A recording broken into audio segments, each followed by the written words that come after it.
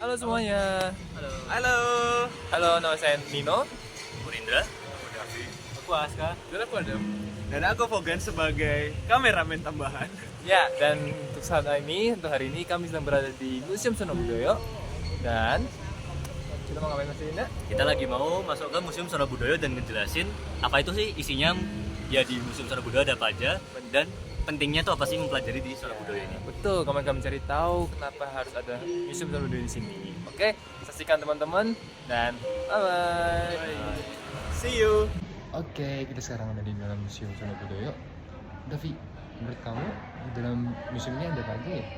Setahu aku sih ini museum tentang kultur Jawa ya, tapi Betul Jawa. ya kita tahu Lebih maksimal detail, lanjut. dengan detail kita masuk Masuk aja ya. Yuk, mari teman-teman kita masuk. Wow, jadi mungkin kita di sini mau tanya-tanya aja ya ke orang-orang yang kerja di sini. Oh, Wow, itu siapa? ini masnya, Mas. Halo, Halo. Mas. Untuk hari ini kami lagi dari luar kota. Ya. Nah, untuk datang ke Jawa untuk tahu lebih tentang Jawa. Tapi ketemu nih Museum Sono Budoyo. Boleh dijajan langsung nggak Museum Oh, iya. Sono Budoyo kayak apa di sini? Museum Sono Budoyo ya. Oke. Atau ada apa lah di sini di Museum Sono Budoyo? Kalau untuk keseluruhannya Museum Sono Budoyo itu ya sesuai dengan namanya budaya, tapi lebih ke budaya-budaya Jawa fokusnya. Oh, Tapi juga Jawa. nggak cuma Jawa, nanti di akhir juga kayak ada koneksi sama yang lain, tapi ya dilihat aja nanti. Oke. Terus ini di bagian pertama kita masuk ke rumah tradisional Jawa. Oh, apa itu? Rumah desa Jawa, rumah Jawanya itu ya. Rumah-rumah Jawa kayak di ini misalnya dilihat nih ya, ini ada kayak kain batik. Hmm. Ini dulu biasanya itu ada di rumah-rumah tradisional Jawa zaman dulu. Ini kayak salah satu aksesoris lah, bisa disebut. Aksesoris rumah. Furniture. Cantik banget ya batik-batik ini. Ini ada dua nih, batik dalam perang sama batik cinde. Setahu aku, setiap motif batik tuh ada maksudnya kayak arti-artinya gitu ya, Mas. Ini ada makna-maknanya. Mungkin itu ada arti-artinya juga ya. Oke. Ini juga nggak tahu. Ini namanya batik cinde. Kain cinde sama kain jelapang. Bukan Oh, motif. guys, motif love. Oke. Ini ada apa, Mas?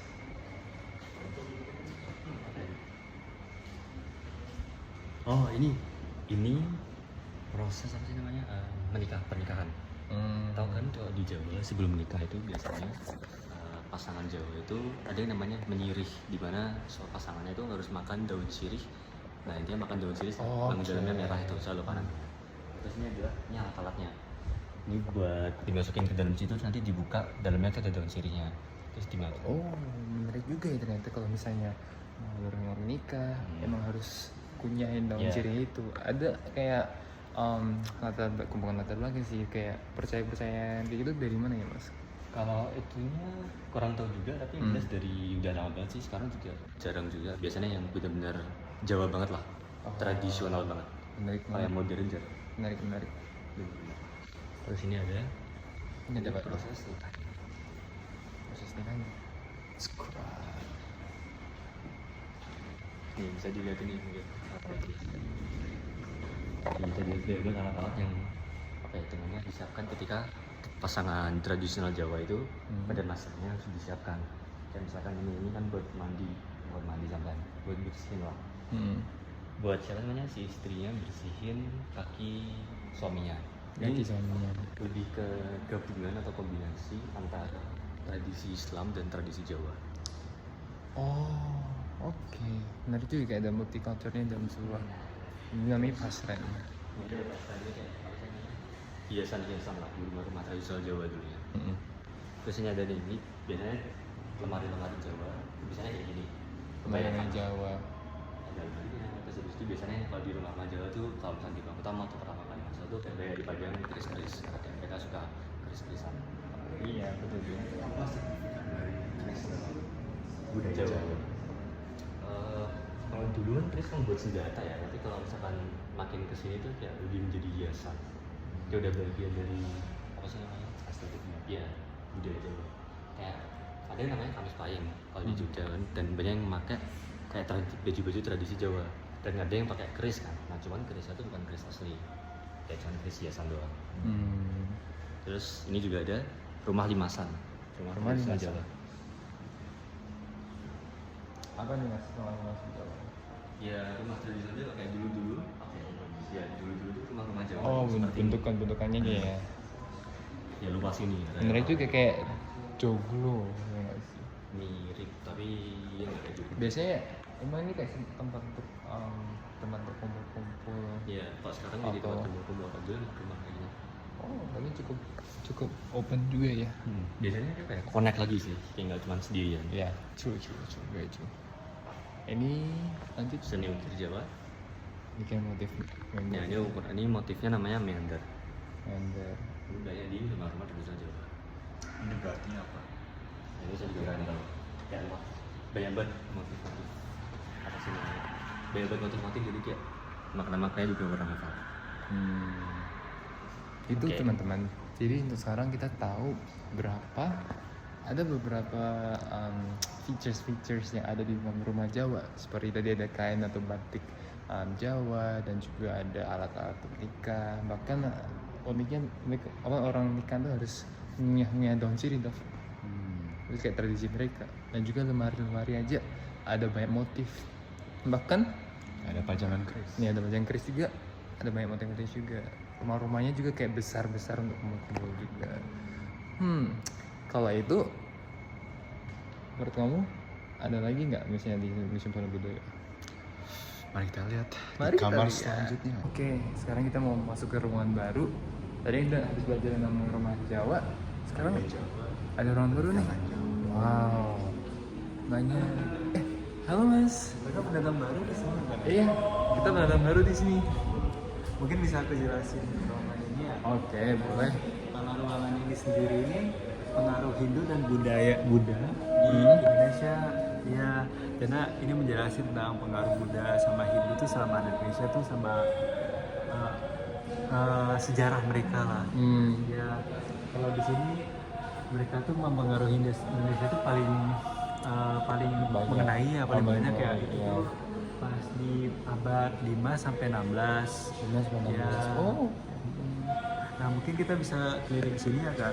ada keliling. Nah, Oh, kalau di apa sini ini ada sendiri- gamelan? Iya, ini kumpulan alat-alat musik yang dulu digunakan ya pada masanya. Jadi ada kemanat, ada kemudian Oke. Lanjut. nanti kalau di sini ada keramik, Ada keramik. kerajinan keramik ya. Ya, Wow. Dulu keramiknya belum ada kayak motif-motifnya gitu ya. Masih Kayak bosan kan? masih membosankan kasih kasar-kasar. Tapi justru dengan dulu yang kayak gini bisa membentukkan hasilnya yang sekarang. Gitu nggak? Gitu nggak, Dav? Gitu nggak, Dav? Yes, sir. Iya.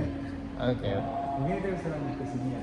Hmm. Kalau di sini sendiri, Ya. nah kalau untuk di sini sendiri kan itu lebih ke alat-alat yang dipakai sehari-hari ya.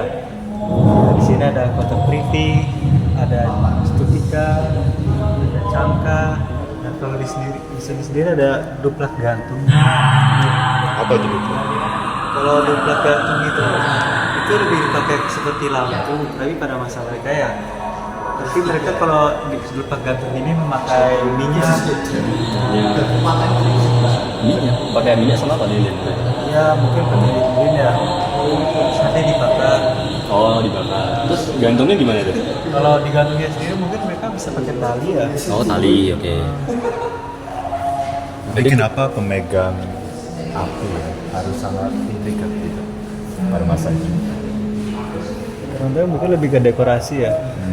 Kalau di masa kita kan juga mungkin lebih ke Jadi- simplisitas bukan ke Estetik ya? Iya, estetik. Kalau di sini kebanyakan ini lebih ke lonceng-lonceng ya kak, koleksi lonceng. Oh, koleksi Ya, lonceng. ini ada ganta. Ganta itu lonceng kalau di bahasa ininya. Bahasa apa ya? Ada. Ya. Nah, mungkin kita bisa ke sini kak. Aduh, kalau ini di apa nih, sini Kak? sendiri, ini alat membela diri ya. Alat bela diri. Mereka, iya. Di sini ada kerisnya ada 3 macam ya. Nah, 3 keris. Ini juga keris.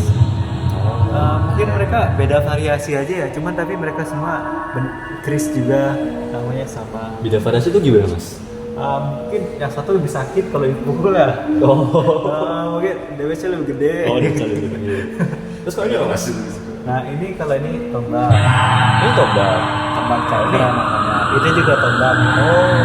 Kayak ini, yang dua nih terakhir. Ini ada. Ini mungkin lebih ke bukan pisau ya, cuma lebih ke kayak bahasa Indonesia dagger. Oh, dagger. Dagger ya. Ini ya, Yes. ini ada bentuknya. Nah ini juga ada variasi karga ya. Ya. Oke, lanjut Kita lanjut. lanjut ke koleksi berikutnya.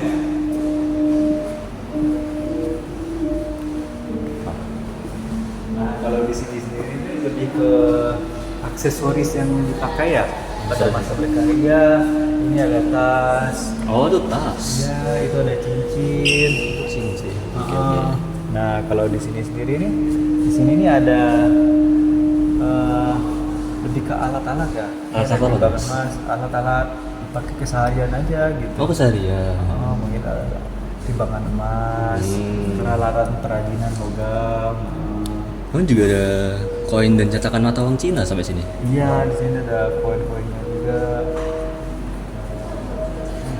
Juga di sini ada kerajinan lagi. Oh, ini kayak vas yang tadi ya? Iya betul. Seperti pas yang Islamic tadi. Ada banyak asimilasi antara kultur antara Cina sama Jawa gitu. Iya, mungkin pas-pasanya. Nah, kita bisa ke bagian sini yang terakhir ya. Oh, iya ini yang tadi. Nah, ya ini ada patung-patung. Nah, untuk patung-patung di sini sendiri itu lebih ke sesembahan, patung sesembahan mereka pada zaman dulu ya. Nah, ini representasi sesembahannya. Nah, Kalau boleh tahu ini apa nih mas? Durga Mahi. Apanya? Durga Mahisasura Mardini. Apa ya dewanya? Ya, ini lebih seperti dewa untuk religi mereka ya, Oh, kepahaman mereka. Nah, di sini juga sama banyak ada dewi juga kumpulan nih. patung-patung. Dewi Tara. Ya, di sini juga sama kumpulan patung-patung ya. Mana ada dewi sih? Nah, mungkin untuk di bagian sini cukup itu aja ya. Oh ya, mana dia mas? Ya, aman mas. Ayo. Kita. Kami sekarang kita lanjut ke Oh iya boleh. bagian selanjutnya. Aku belum lihat yang bagian Sama. Oke, kita berkumpul berempat lagi. Sekarang setelah belajar tentang Java dan juga alat-alat yang di Java, kali kita mau belajar tentang Islam. Islam. Mas Taufik, bukannya kau sedang belajar tentang budaya dan agamanya Islam tuh ya? Oh ya, aku cinta banget Islam. Iya, belajar lebih lanjut tentang Islam. Jadi kita bisa lihat di sini. Apa tuh? Inilah pas perdagangan dan masuknya Islam ke Jawa.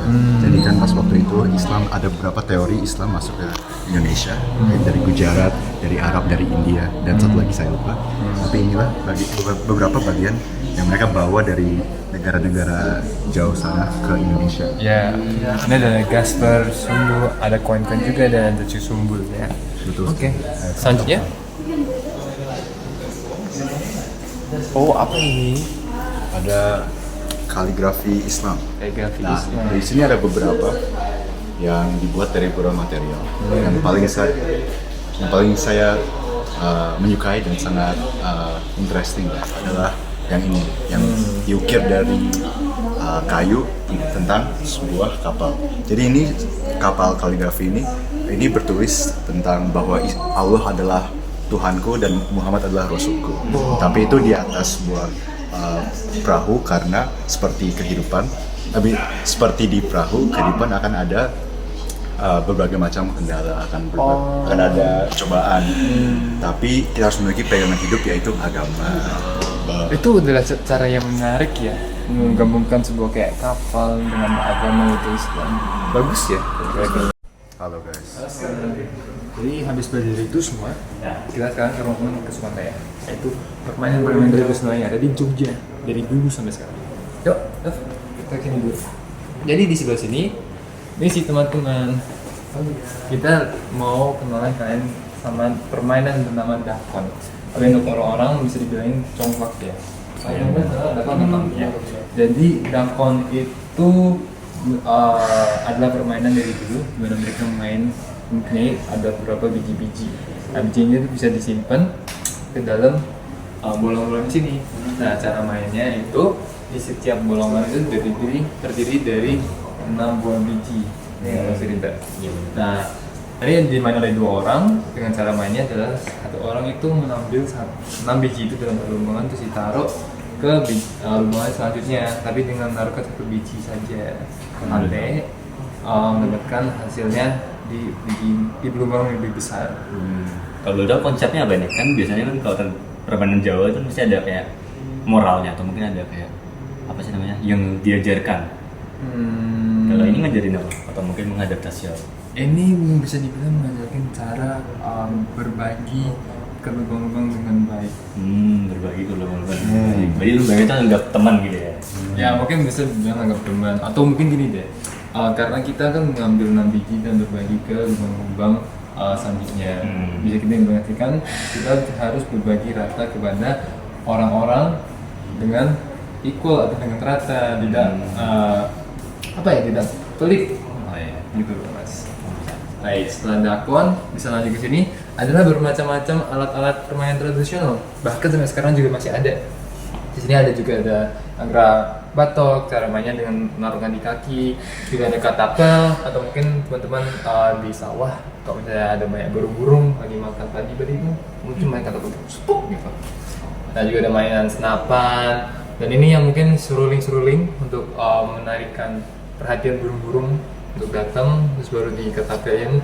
Dan mungkin di sini yang cukup terkenal ada kotokan, di mana diputarkan terus ada suara kayak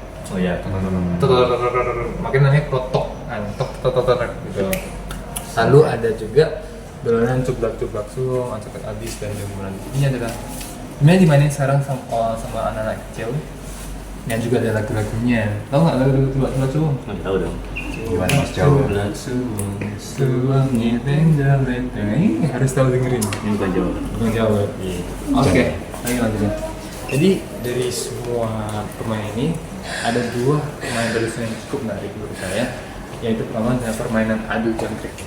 Nah, adu jangkrik ini ditemukan tidak ditemukan tapi dibawa culture-nya dari Cina atau Tiongkok ke Indonesia pada tahun 1918 sampai 1907.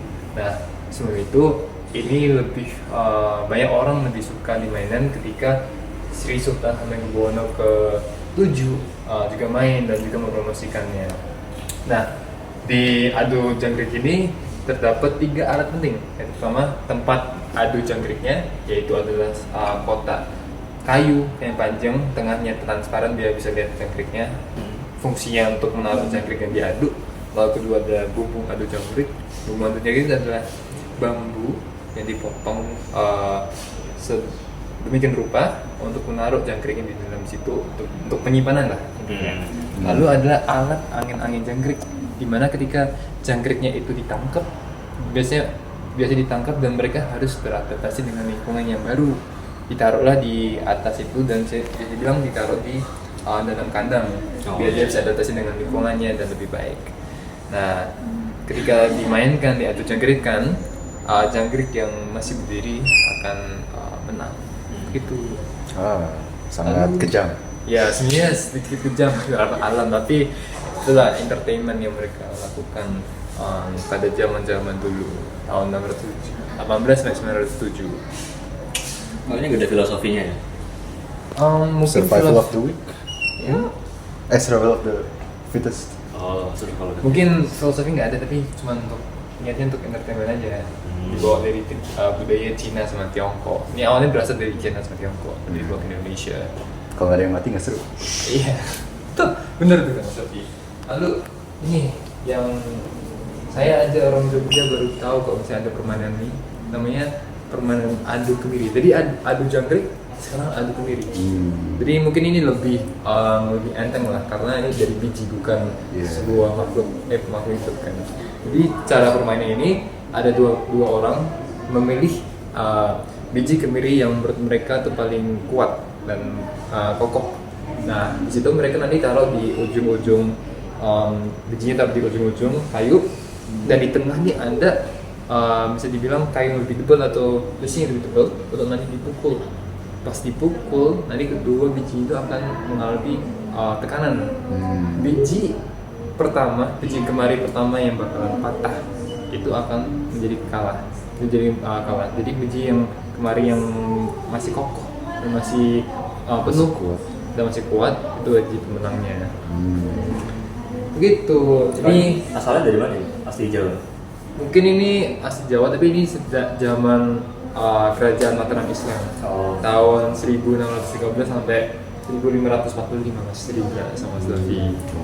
Jadi dari semua permainan ini yang menurutku berdua ini menurutku cukup menarik karena mengadu-ngadukan sesuatu.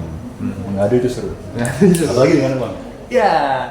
Oh mungkin dulu mereka sukanya gitu ya. Iya. Mungkin ada sebuah tawaran kalau bisa menang dapat ini. Tapi di Jawa itu sebenarnya banyak lagi ya permainan tradisional. Nah pentingnya untuk kita untuk masih harus melestarikan permainan ini terhadap anak-anak kita biar tidak terlupakan gitu kan. Budaya Jawa itu nggak boleh dilupakan. Jawa adalah kunci. Jawa ada kunci untuk kemenangan. Jawa. Baik. Mari kita selanjutnya. ke kamar selanjutnya. Yap. Mas Tafi. Jadi habis kita belajar rumah Jawa, terus ada juga alat di Jawa kayak gamelan, terus apa? Keris, tombak, dan juga budaya Islam yang di Jawa. Sekarang kita mau apa? Ada wayang-wayang. Halo Mas. Ada. Mas, sini Mas. Halo. Halo. Dengan Mas siapa? Saya Mas Adam. Mas Adam. Oke. Jadi di sini ada displaynya satu ruangan ini full tentang wayang semua. Kan? Wayang. Gila, banyak banget dengan berbagai budaya. Betul. Nah, kalau untuk yang ini, coba tunjukin dong. Ini adalah wayang gedok. Jadi ceritanya banyak dulu kan cerita-cerita tradisional Jawa. Dan ya ini salah satu bagian dari koleksinya. Wayang gedok Surakarta. Berarti di Surakarta sendiri ya. Bener. Betul. Ini koleksinya buatan siapa ya? KPH Oleh Kusuma Dijaga. Reksa Diningrat dan KPH Kusuma Dijaga. Bener. Oke. Jadi sebagian koleksi yang dimiliki oleh Sono Budoyo. Sono Budoyo. Berikutnya itu adalah wayang sadat. Ini Wayang menceritakan tentang kisah-kisah Wali Songo dan bagaimana mereka mendatangkan Islam ke Nusantara. Ini ada banyak koleksi. Berarti habis belajar filosofinya di sana, kayak prosesnya dan sebagainya, sekarang diimplementasikan ke wayang. Benar. Dan itu keren. bagaimana cara Islam itu bisa datang ke Nusantara dengan akulturasi antara budaya Islam dan budaya Jawa. Jadi salah satu bentuk metode penyebarannya itu kayak melalui cerita wayang. Lebih entertaining gitu ya. Benar. Jadi lebih mudah diterima oleh masyarakat tradisional Jawa. Bagus juga pinter. Dan yang ketiga yaitu wayang wahyu. Kali ini Wayang wahyu. bener, ini menceritakan tentang ya kelahiran Yesus dan juga bagaimana kehidupannya. Jadi ini mendapat inspirasi banyak dari ya kitab-kitab suci umat Kristen. Kitab suci umat Kristen. Bener. Menarik juga. Jadi wayang di sini nggak cuma cekan bagaimana Islam dan kepercayaan masuk ke dalam Jawa, tapi juga ke cerita-cerita di Alkitab gitu ya. Bener banget. Ini ada Soalnya juga. dari gambarannya pun juga terlihat ini, ada segitu banyak akulturasi nih dari gambaran-gambaran tradisional Keren juga. dari budaya Barat dan juga budaya Jawa ini. Oke, lanjut. Keren. Dan yang ketiga, ini relatif baru, sekitar 30 tahun yang lalu kalau nggak salah diciptakannya. Oke. Ini merupakan kayak versi wayangnya cerita si Kancil deh. Ini buatan oleh Ki Lejar pada tahun 1994. Betul. Nah, ini banyak banget nih gambarannya kayak si Kancil, buahnya, kerbau, dan juga si orang-orang sawah. Iya.